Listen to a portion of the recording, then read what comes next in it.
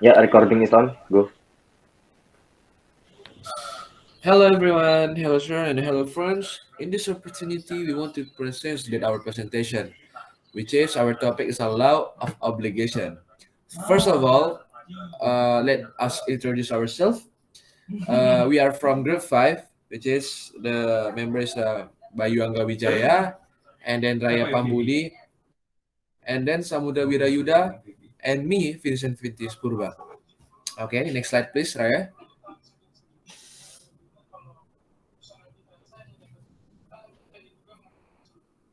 Okay, the first subject you want to learn is a perjanjian or perikatan. Professor Subakti in his book provides a definition of obligation or perikatan as a legal relationship between two people or two parties, where one party has the right to demand something from the other party and the other party is obligated to fulfill these demands. Meanwhile, Article 1313 of KUH Perdata states that an agreement or perjanjian is an act by which one or more people bind themselves to one or more other people. From this definition, it can be seen that an agreement can lead to an obligation, but this obligation does not only exist because of the agreement but also other things. For instance, because of the law or undang-undang. In essence, the agreement or perjanjian is a part of the obligation or perikatan. So there is not much difference between the two. Next slide, please, Raya. And then we must know about the expert and scholar's definition for obligation. Best Hafinan in R. Setiawan, perikatan adalah suatu hubungan hukum antara sejumlah terbatas subjek-subjek hukum sehubungan dengan itu seorang atau beberapa orang daripadanya mengikatkan dirinya untuk bersikap menurut cara-cara tertentu terhadap pihak yang lain yang berhak atas sikap yang demikian itu. And then, based on Abdul Qadir Muhammad, perikatan adalah hubungan hukum yang terjadi antara orang yang satu dengan yang lain karena perbuatan, peristiwa, atau keadaan.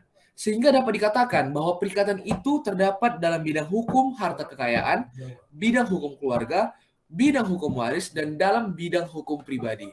Next slide, please. And then, of course, we must know about elements or rules.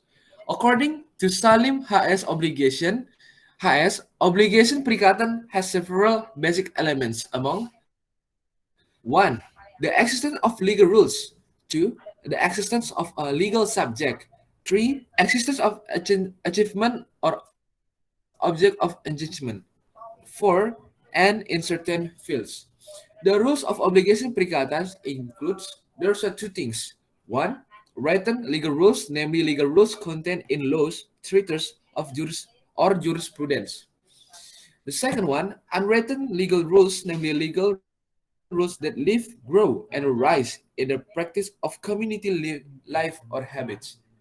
And then, what is the subject of obligation, perikatan? The subject of obligation or perikatan consists of 1. Creditors, namely the people, legal entities who have the rights of achievement or prestasi.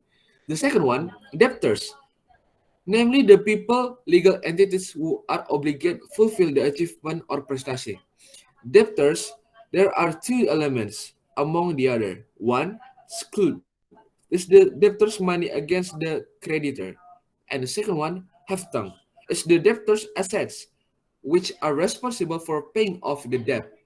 The object of the obligation or perikatan is the right of the creditor and the obligation of the debtors.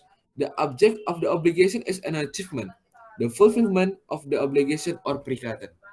Next slide, please. And then, what is achievement or prestasi in Indonesia? Achievement or prestasi is what the creditor is entitled to and the debtor's obligation is achievement consists of there's a four things. 1. Give some things. 2. Can be determined. 3. Possible and permitted. 4. Can consist of the one action only or constitutionally. The sector in question is the property sector, which concerns right and obligation that can be valued in money. Next slide, please.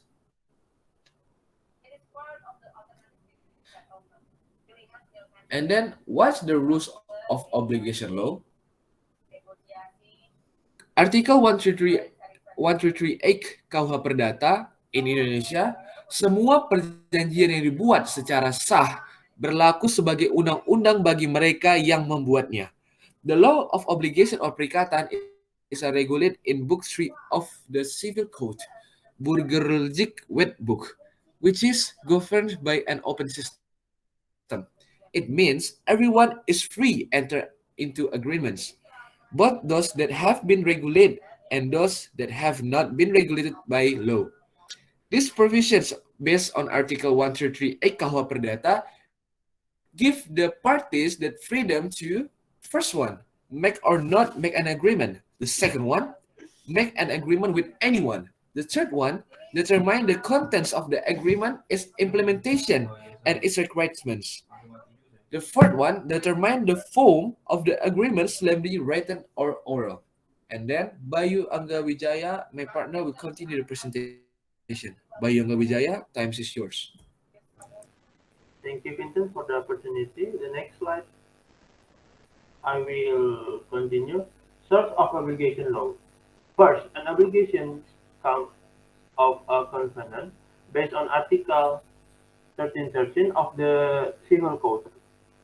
It is an act in which a person or persons binds himself to others, person or persons, which has the following elements.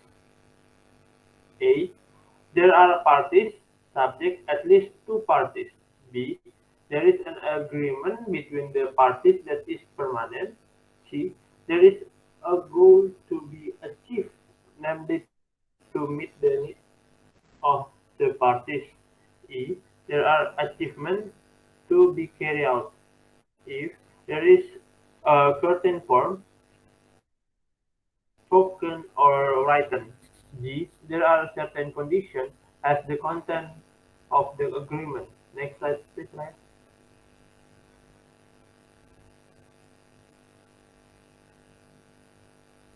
The second part is an obligation borne by law.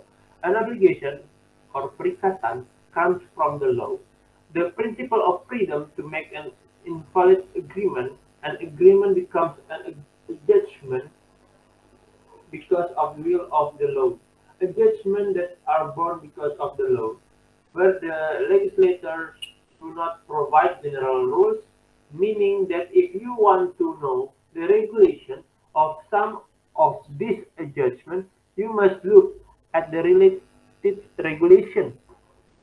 The third one is the judgment is born due to an unlawful act and voluntary the representative.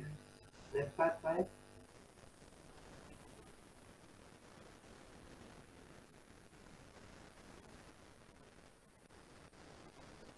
The term of the legal agreement. Based on Article 1320 of the KUH Perdata, first, the agreement between the parties who bind themselves. This means that the parties to the agreement must agree with each other and agree on the main points of the agreement to be held. Agree without concern, mistake, and deception. Second, provisions in making an agreement means that the parties must be competent according to law, namely have measured 21 years old and not under custody. Third, regarding a certain matter, this means that what will be agreed upon must be clear and detailed. Type, quantity, and the price, or information on the object. The right and obligation of each party are known, so that there will be no dispute between the parties. Fourth, a lawful cause, meaning that the contents of the agreement must have a purpose permitted by law, decency, or public order. Next slide, please.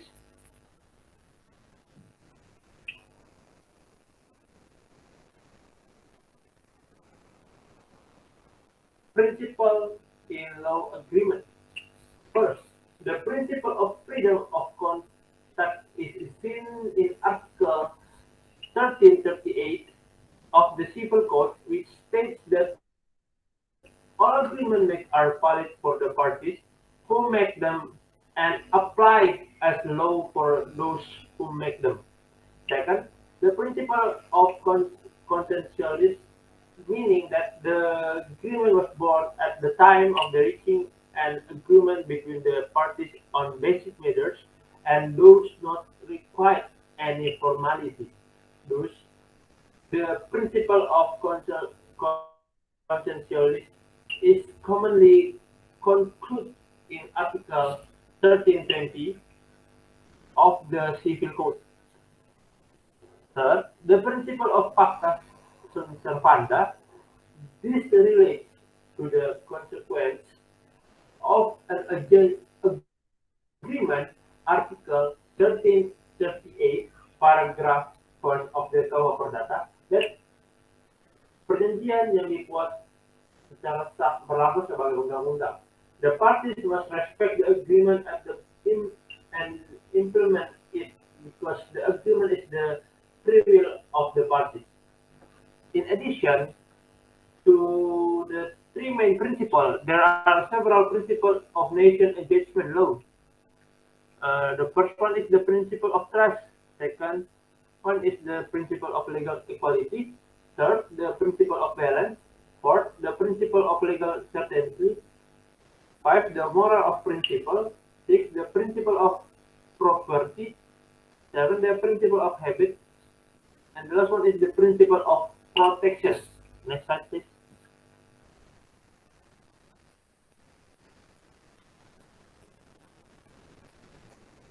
Types of obligation. According to the law, the obligation agreement can be divided into several types, namely conditional obligation,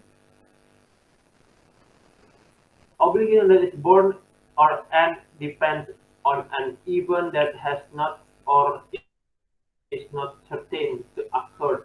For example, A promised to give a book to B if he has passed the exam. Second one is an obligation that is suspended on a fixed time frame. That is an obligation whose performance is different until a certain time has come. Example, A promised to give up the book to B on January 1st next year. Third, dependable obligation or perikatan mansuka, where there are two or more kinds of achievement. Next slide will continue by Samudra Wirayuda. Thank you, Bayu, for the opportunity. The fourth one is liability obligation, where several people are together as the debtor against one debtor, or vice versa. Several people who jointly deal with one debtor or the collector. Each may be required to pay the debt in full, and the fifth one is shareable and indivisible obligation. The issue of whether or not an obligation can be divided will only come to the fore if one of the parties to the agreement has been replaced by several other people. This usually occurs due to the death of one party, which causes him to be replaced in all his rights by all his heirs. In principle, if there is no other agreement between the parties, which was originally an agreement, it cannot be divided because the debtor is always entitled to demand full fulfillment of the agreement, and he does not need to accept a partial payment either. And the last one is obligation with the threat of punishment or strafbeding. In order to prevent the debtor from easily neglecting his obligations, in practice, many agreements are used where the debtor is subject to a penalty if he does not fulfill his obligations. The next topic we're going to talk about is risk, or we call it risiko in bahasa. Risk is the obligation to bear the loss if there is an event beyond the fault of one of the parties that befalls the object intended in the agreement. Article 12 and 37 of the Civil Code emphasize that in an agreement regarding the gift of a certain item, since the birth of the agreement, the item has become the responsibility of the person who is entitled to collect the delivery. In Article 12 and 37 of the Civil Code, it is emphasized that in the case of an agreement to provide a certain item, Then the item since the engagement was born is the responsibility of the debtor. The word dependent in this article is the same as risk. Thus, in the agreement to provide a certain item, if this item before being handed over is destroyed due to an even beyond the fault of one of the parties, this loss must be borne by the receivable party, namely the party who received the item. And the next slide, we're going to talk about default or one prestasi. Default or one prestasi is not fulfilling or negligent in carrying out obligations as specified in the agreement made by between the creditor and the debtor. There are four consequences of default, which is the agreement or perjanjian remains. The debtor must pay compensation to the debtor. It is emphasized in Article 12 and 43 of the Civil Code that reimbursement of costs, losses, and interest due to not fulfilling an agreement becomes mandatory. If the debtor, although declared negligent, still fails to fulfill the obligation, or something what must be given or done can only be given or done in a time that exceeds the specified grace period. The third one is the risk burden is transferred to the debtor's loss if the obstacle arises after a default. And the last one, if the agreement is born out of a reciprocal agreement, the creditor can absolve himself of his obligations. It is emphasized in Article 12 and 66 of the Civil Code that the conditions for a cancellation are considered always to be included in a mutual agreement. If one of the parties does not fulfill his obligations, in such case, the agreement not null and void, but the cancellation must be requested by the court. This request must also be made even though the void condition regarding non-fulfillment of obligations is stated in the agreement. If the conditions for cancellations are not stated in the agreement, the judge, by looking at the circumstances and the request of the defendant, is free to give a period of time to fulfill the obligations, but that period cannot be more than 1 month. Next slide, please, Raya. Next slide, we're gonna talk about force circumstances or force majeure. While in Dutch it is called overmacht, a state of coercion is a condition when the debtor is unable to perform his or her achievements due to events that are beyond their control, such as earthquakes, floods, landslides, and others. According to Wirjono Projo Dikoro, a coercive situation is a condition that causes that a right or an obligation in a legal relationship cannot be implemented. Provisions regarding coercive circumstances are regulated in Article 12 and 44 until 12 and 45 of the Civil Code that states, jika ada alasan untuk itu, si berutang harus dihukum mengganti biaya, rugi, dan bunga apabila ia tidak dapat membuktikan bahwa hal tidak pada waktu yang tepat dilaksanakannya perikatan itu disebabkan suatu hal yang tak terduga, pun tak dapat dipertanggungjawabkan padanya. Kesemuanya itu pun jika itikat buruk tidaklah ada pada pihaknya. And the elements consist of three elements, which is the first one, there are obstacles for the debtor to fulfill obligations, and the second one, the obstruction is not due to the debtor's fault, and the last one is not caused by circumstances that are at risk of the debtor. And there are many various types of coercions, and such as one, absolute coercion is a situation where the debtor is completely unable to fulfill his debt to the creditor due to earthquakes, flash floods, and lahars. The second one is relative coercion, is a condition that causes the debtor to be able to carry out his achievements. However, the performance of this achievement must be carried out by giving disproportionately large casualties or using mental strength that is beyond human capacity, or the danger of great loss is possible. Next slide, please. And we're gonna talk about deletion of agreement, penghapusan perikatan. In Article 13 and 81 of the KUH Perdata has emphasized how to delete or end the agreement. The first one is payment. Payment is one of the reasons for the termination of the agreement. The provisions for it can be seen in Part 1, Chapter 4, Book 3 of the KUH Perdata, starting with the provisions of Article 1382 to Article 1403. Based on the article above, what is meant by payment is the fulfillment of the debtor's commitment, agreement, or debt to the creditor. 2. Cash payment over followed by deposit. This provision is regulated in Article 1444 to Article 14 and 12 of the Civil Code. The existence of this type of annulment of the agreement can only occur for an agreement to deliver or to give something, whether it is in the form of material in a broad sense or in the form of money as debt fulfillment in a narrow sense. The meaning of storage or safekeeping here is for movable objects only. The third one is renewal of debt or novation. The way to terminate this agreement is to manifest in the form of the birth of a new obligation. And there are three ways to carry out debt renewal. The first one, if a debtor makes a new agreement for the person who owes it to him, which replaces the old debt, which is written off because of it. The second one is if a new debtor is appointed to replace the old debtor, which is released by the creditor from the agreement. And the last one, if as a result of a new agreement, a new creditor is appointed to replace the old creditor against whom the debtor is released from his agreement. The fourth one is debt settlement or compensation. The way to terminate this agreement is to refer to a condition where two people have mutual obligations to each other. In such circumstances, it is stipulated by law that for both parties who are mutually obligated or indebted, there will be an elimination of their debts from one another by setting off the debts of one party with the other. The fifth one is debt mixing. Mixing debt is regulated in Articles 14 and 36 to 14 and 37 of the Civil Code. In Article 14 and 36 of the Civil Code emphasize that if the positions of creditor and debtor are gathered in one person, then by law, there will be a mixture of debts with which the receivables are written off. Next slide, please. The sixth one is debt liberation. Debt relief is regulated in Article 14 and 38 to Article 14 and 43 of the Civil Code. However, among these articles, there is no clear statement regarding the meaning of debt relief. The seventh one is cancellation or cancellation of contract. The discussion regarding the cancellation or cancellation of a contract as the reason for the termination of the agreement means discussing the subjective terms of the agreement. 8. Validity of terms cancelled.